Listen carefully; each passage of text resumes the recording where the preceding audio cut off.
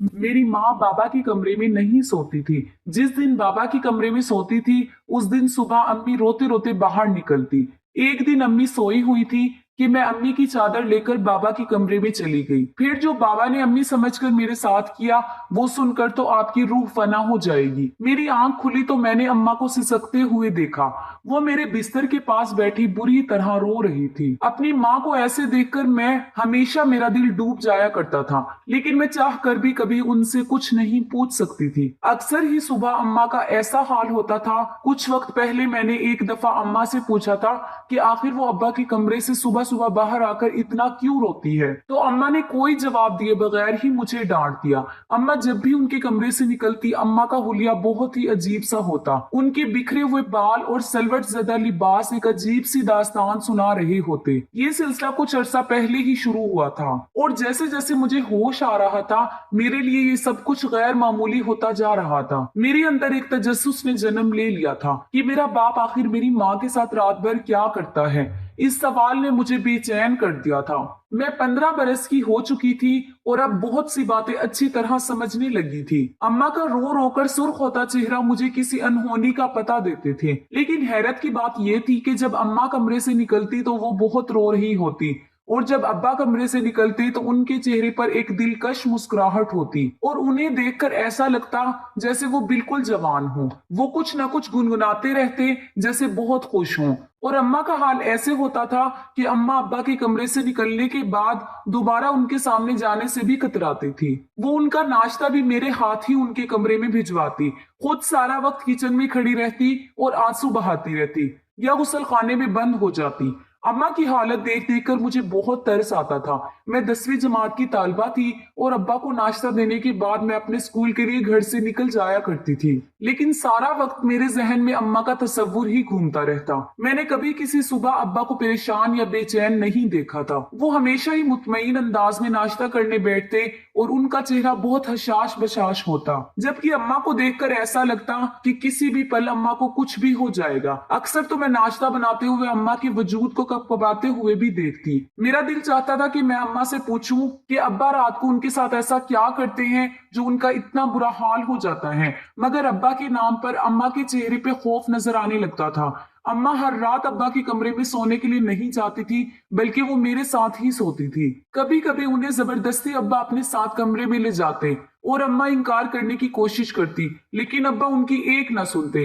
अब्बा के लहजे या मोहब्बत की ऐसी चाशनी खुली होती कि देखने वाला हैरान रह जाए, लेकिन मैं अच्छी तरह जानती थी कि अब्बा अम्मा को कमरे में ले जाकर यकीनन उनके साथ कुछ गलत सलूक करते हैं। किसी भी औलाद के लिए अपनी माँ को रोता तड़पता देखना बहुत ही मुश्किल काम है, और मेरा भी ऐसा ही हाल था। ना मैं पढ़ाई पर ध्यान दे पा रही थी, और ना ही घर के काम में मेरा दिल लगता था। मेरा दिल चाहता कि मैं किसी भी तरह अपनी माँ को अब्बा के कमरे में ना जाने दूं, लेकिन मैं किसी तरह अब्बा को मना नहीं कर सकती थी। अब्बा तो मेरे सामने अम्मा के साथ बहुत ही मोहब्बत से पेश आते थे। घर के माहौल ने मुझे इस कदर मुतासिर किया था कि मैं शशमाई इम्तिहान में बुरी तरह फेल हो गई। मैंने अम्मा अब्बा को नतीजे का नहीं बताया, लेकिन मेरे दोस्त जोहा हैरान थी, क्योंकि मैं पढ़ाई में बहुत ही अच्छी और ज़हीन थी। वो बार बार मुझसे पूछने लगती है कि मेरा ध्यान कहाँ रहता है। मैंने उसे अम्मा और अब्बा के बारे में बता दिया। तुम्हारे अब्बा अंग्रेजी फिल्में तो नहीं देखते? जोहा ने अचानक सवाल किया। मैं हक तक उसे देखने लगी, और उस सवाल का भला क्या मकसद था? तेज निगाहों से मुझे देख रही थी, और मैं ना समझी से उसे जोहा ने बात बदल दी, लेकिन मेरी सुई उसी की बात पे अटक गई। आखिर जोहा ने ये सवाल क्यों पूछा था? मैं घर वापस आई तो अम्मा के तायाजाद भाई अब्रार अंकल बैठे हुए थे। वो अक्सर दोपहर को हमारे घर आते थे। अम्मा की बचपन से उनसे बहुत सी दोस्ती थी। अम्मा बताती थी कि वो दोनों बचपन में एक साथ रहते थे।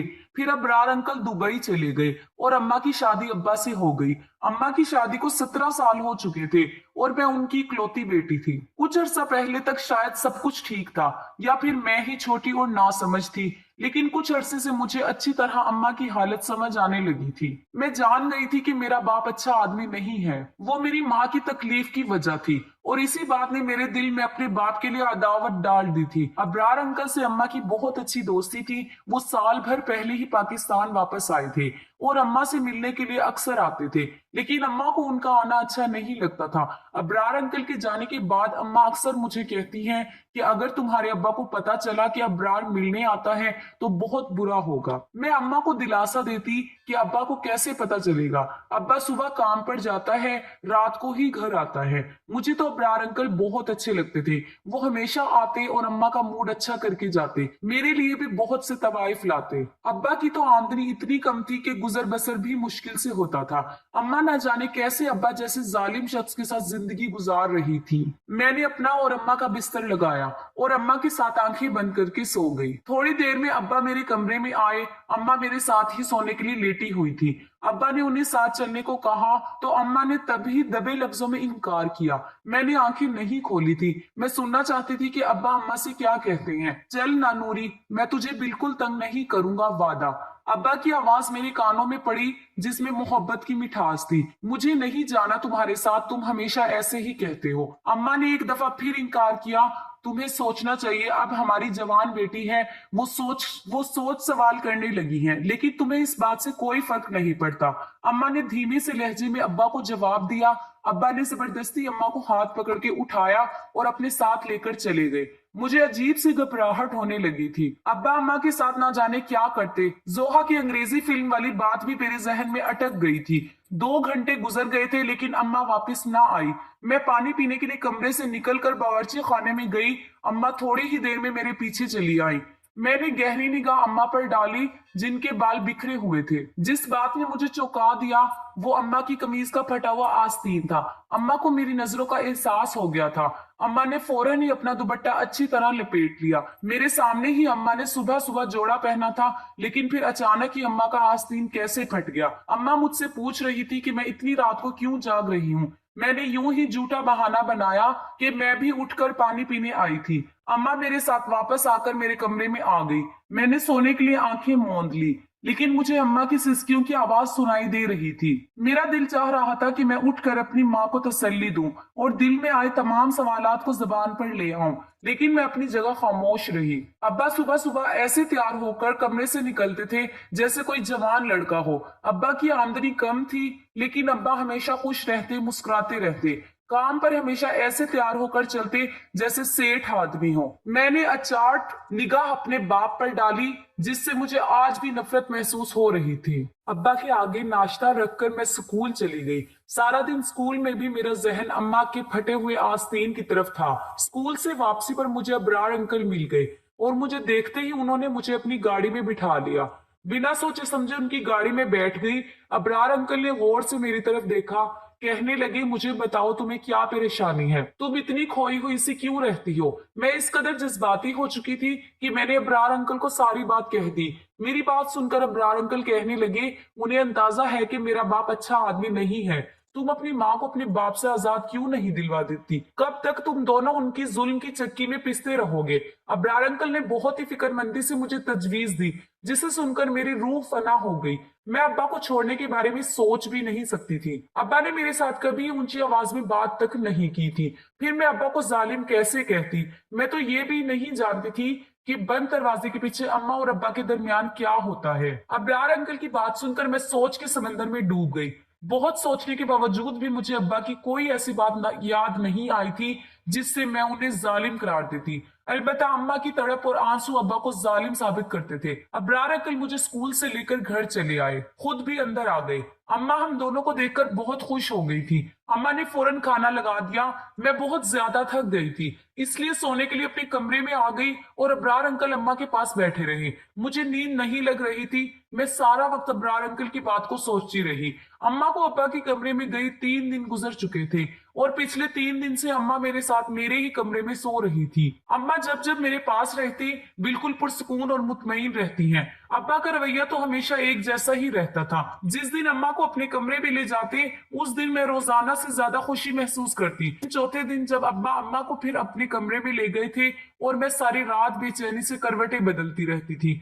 अम्मा जब सुबह अब्बा के कमरे से निकलती तो उन्हें ठीक तरह से चलना भी नहीं आ रहा था और वो एक पैर जमीन पर घसीट घसीट कर बड़ी मुश्किल से चल रही थी। बेसाख्ता ही मैंने अम्मा से पूछा कि अम्मा तुम्हारे पाँव में क्या हुआ है? तो कहने लगी छोटी छोटी बातों पर ध्यान ना दिया करो और दिल लगाकर पढ़ाई करो। अगर तुम्हारा 10वीं का नतीजा अच्छा ना आया तो तुम्हारा अब्बा इसका जिम्मेदार भी मुझे ही समझेगा। अम्मा की आंखों से टिप टिप आंसू गिरने लगे। वो हस्बे मामूल बावर्ची खाने में अब्बा का नाश्ता बनाने चली गई और इसके बाद दोबारा बाहर ना आई। मैं अम्मा को नाश्ता देने के बाद अब्बा के पास गई, उन्हें नाश्ता दिया तो अब्बा मुझसे मेरी पढ़ाई के बारे में पूछने लगे। अब्बा के लहजे में इतना शहद था कि मैं अब्बा की इस दोगली तबीयत पर हैरान रह गई थी। अब्बा किसी भी तरह सख्त या जालिम नजर नहीं आते थे, बल्कि अम्मा की हालत चीख चीख कर अब्बा के जुल्म की दास्तान सुनाती थी। मैं अब्बा को नाश्ता देने गई तो अब्बा मुझसे मेरी पढ़ाई के बारे में पूछने लगे। मैंने अब्बा से कहा कि मुझे अम्मा के बगैर नींद नहीं आती और वो अब्बा को रात अपने कमरे में ना बुलाया करे।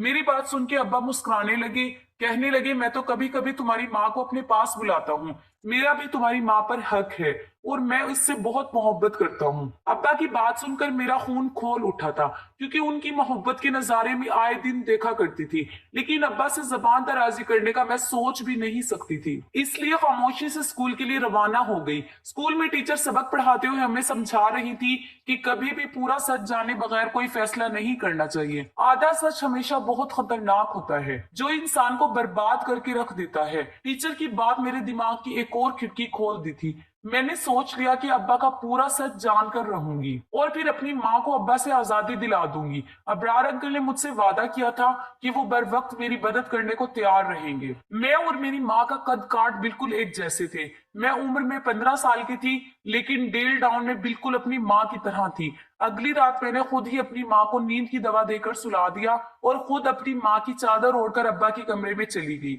अब्बा के कमरे में लाइट बंद थी और एक छोटा सा बल्ब जल रहा था।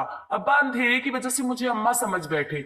मेरी खुशनसीबी है कि नूरी तो आज खुद चलकर मेरे कमरे में आई है। अब्बा बहुत ही खुशी से कहते हुए मेरे करीब आए और मुझे कंधों से पकड़कर अपने बराबर में बिठा लिया। अब्बा के बराबर में बैठती मेरी रूह फना हो गई। मैं नहीं जानती थी कि इससे आगे मेरे साथ क्या होने वाला है, लेकिन आज मैं पूरा सच जानना चाहती थी। अब्बा बहुत मोहब्बत करने लगे। नूरी तो बेटी जवान हो रही है, ये कहकर मुझसे इस कदर दूर हो गई है कि मुझे जबरदस्ती तुझे अपने कमरे में बुलाना पड़ता है। तेरा भी तो मुझ पर कुछ हक है। मैं मानता हूँ कि हमारी बेटी जवान हो रही है, लेकिन वो इतनी छोटी भी नहीं है कि उसे ये ना समझ हो कि माँ बाप एक कमरे में एक साथ रहते हैं तो सारा दिन काम करके थक जाती हैं। चल अब स्कूल से मेरे साथ सो जा, मैं तुझे अपने करीब देखकर खुश हो जाता हूँ। अब्बा को अंधेरे की वजह से मेरा चेहरा नजर नहीं आ रहा था और अब्बा ने खुद ही मुझे अपने तकिए पर लिटा दिया। वो बहुत आहिस्ता आहिस्ता मेरे कान के करीब होकर बातें करने लगे। वो कह रहे थे कि अपनी आमदनी का कुछ हिस्सा उन्होंने जमा कर लिया है जिससे वो मेरी शादी करेंगे। उसके बाद जो कुछ अब्बा ने कहा वो सुनकर मेरे होश उड़ गए। वो कह रहे थे मैं जानता हूँ कि अबरार ने एक दफा फिर हमारे घर का रास्ता देख लिया है, लेकिन नूरी मैं तुझे बता दूं कि वो शख्स ठीक नहीं है, ना ही उसकी नीयत अच्छी है। पहले भी एक दफा वो तुझे बर्बाद करने की कोशिश कर चुका है और अब तो हमारे घर जवान बेटी भी है, इसलिए तुम एहतियात का दामन थाम के रखना। अब्बा को अभी तक मालूम नहीं था कि मैं अम्मा नहीं बल्कि उनकी बेटी हूँ। अब्बा बहुत आहिस्ता से मेरे बालों में हाथ फेरते रहे थे और कुछ ही देर बाद अब्बा को नींद लग गई। काफी देर तक मैं दम सारे अब्बा के पास लेट गई, लेकिन अब्बा को तो बहुत गहरी नींद सो चुके थे। मैं खामोशी से उठकर कमरे से बाहर निकल आई। अब्बा ने कुछ भी ऐसा नहीं किया था जिससे मुझे कुछ भी समझ आता। अलबत्ता अबरार अंकल और अम्मा को लेकर मेरे दिल में बहुत से सवाल जन्म ले चुके थे। अगली सुबह अब्बा रोजाना की तरह हशाश बशाश ही थे और उनका चेहरा ऐसे था जैसे अम्मा के साथ रात गुजारने के बाद हुआ करता था। मैं खामोशी से अब्बा का जायजा ले रही थी, लेकिन मुझे अब्बा के रवैये में कोई तब्दीली नजर नहीं आ रही थी। स्कूल से वापस लौटे तो घर के बाहर अबरार अंकल की गाड़ी खड़ी हुई थी। मैं हमेशा दूर से सलाम करके घर में दाखिल होती थी, लेकिन आज मैं चोरों की तरह दबे पांव घर में दाखिल हो गई। अम्मा और अबरार अंकल मेरे कमरे में एक साथ बैठे बातें कर रहे थे।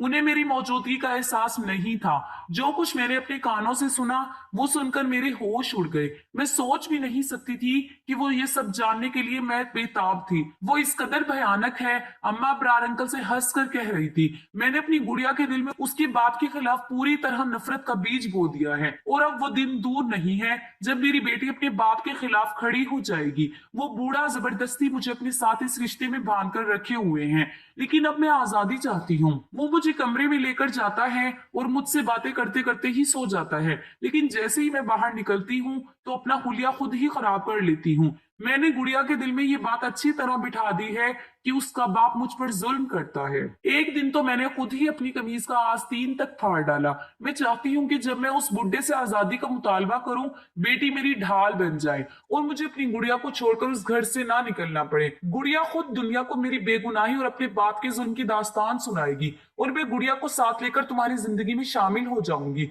अबरार अंकल हंसते हुए कहने लगे कि हाँ, मैंने गुड़िया से भी कह दिया है कि उसे जब भी मेरी मदद की जरूरत होगी मैं चला आऊंगा। अम्मा अबरार अंकल से कहने लगी कि पहले की तरह तुम मेरे साथ बेवफाई ना करना। एक दफा पहले भी तुम मुझे बीच रास्ते में छोड़कर चले गए थे, उस वक्त भी मेरे शौहर ने मुझे माफ करके अपना लिया था। अबरार अंकल अम्मा का हाथ पकड़कर कहने लगे, मैंने बहुत मजबूरी में तुम्हारा हाथ छोड़ा था, क्योंकि मेरे घर वाले इस बात के बिल्कुल खिलाफ थे कि मैं एक शादीशुदा औरत से ताल्लुक कायम करूं, लेकिन अब मुझे रोकने वाला कोई नहीं है। मैं पूरे दिल से तुम्हें और तुम्हारी बेटी को अपनाऊंगा। बस गुड़िया को किसी भी तरह ये सच ना पता चले कि उसका बाप जालिम नहीं है, बल्कि हम उसे जालिम साबित करना चाहते हैं। गुड़िया ही है जो हम दोनों को एक करवा सकती है। अम्मा ने अबरार अंकल को यकीन दिलाया कि सब कुछ वैसा ही होगा जैसे उन दोनों ने सोच रखा है। वो दोनों मुस्कुराकर बगलगीर हो चुके थे और मेरे कदमों तले जमीन निकल गई थी। मेरी माँ सिर्फ मुझे ही नहीं बल्कि मेरे बाप को भी पूरी तरह धोखा दे रही थी, और वो मेरे बाप के घर में बैठकर एक गैर मर्द के साथ मिलती थी और नए ताल्लुक की मंसूबाबंदी कर रही थी। मुझे अब्बा की बात याद आ गई कि अबरार ने पहले भी हमारा घर उजाड़ने की कोशिश की थी। मैं बहुत कुछ जान चुकी थी, इसलिए कमरे के अंदर दाखिल हो गई। मुझे देखकर अम्मा और अबरार अंकल चौंक उठे, लेकिन थोड़ी देर में उन्होंने अपने तासुरात पर काबू पा लिया। अबरार अंकल ने मेरी तरफ चॉकलेट बढ़ाई। मैंने चॉकलेट पकड़ने की बजाय अम्मा की शक्ल देखी और सख्त लहजे में अम्मा से पूछा कि आपको मुझे बताना पड़ेगा कि आखिर आपको अब्बा से मसला क्या है। अम्मा जान चुकी थी कि उसके झूठ का पोल खुल चुका है, इसलिए बिना झिझक के अम्मा ने मुझे सारा सच बता दिया। अम्मा शादी से पहले अबरार अंकल से मोहब्बत करती थी, लेकिन अबरार अंकल ने उनसे शादी करने की बजाय दुबई जाकर नौकरी करने को तरजीह दी और अम्मा की मोहब्बत को छोड़कर अपना पेशा चुन लिया। बचपन की मोहब्बत ने अपना रंग कच्चा ना होने दिया और अम्मा के दिल में अबरार अंकल की मोहब्बत का रंग बसा रहा। अम्मा के घर वालों ने अम्मा के लिए अब्बा को पसंद कर लिया। अम्मा जवान और खूबसूरत थी, जबकि अब्बा उम्र में 10 साल बड़े थे, और अब्बा वाजबी से शक्लो सूरत का मालिक थे, जबकि अबरार अंकल बहुत हैंडसम थे।